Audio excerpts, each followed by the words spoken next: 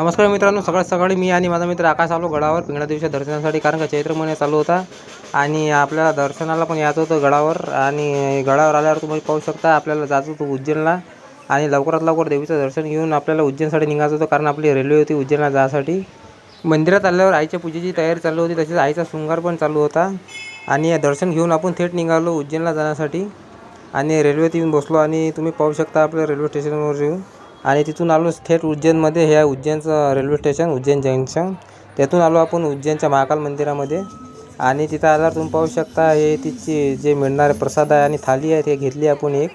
आणि हे इथे दुकानं तुम्ही पाहू शकता मित्रांनो.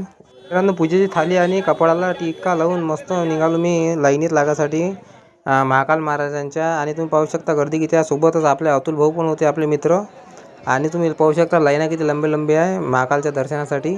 त्याचबरोबर मित्रांनो, साईडमध्ये जे बॅरिकेडर तुम्हाला दिसत आहे त्या बॅरिकेडरला लोकांनी दोन्ही साईडला म्हणजे असे धागे बांधले आहे. धागे कशासाठी बांधले होते हे काही मला माहीत नव्हतं, पण दोन्ही साईडला असे धागे बांधलेले होते.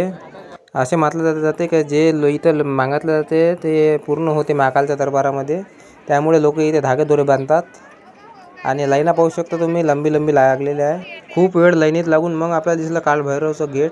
आणि आपण गेटपर्यंत येऊन पोचलेलो आहे मित्रांनो. आणखीन आता आतमध्ये जायचं आहे, कारण का आपण लाईनीत लागून 2 तास झाले होते आणि लाईना खूप लंबी लागल्या होत्या.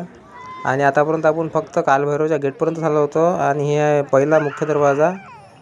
पहिल्या दरवाजातून पण आतमध्ये जायला आपल्याला 1 ते 1.5 घंटा लागणार होता, कारण का पूर्ण समोर लोकांच्या लंबी रांगा लागलेल्या होत्या मित्रांनो. आणि तुम्ही पाहू शकता हे आहे कालभैरव यांचे मंदिर.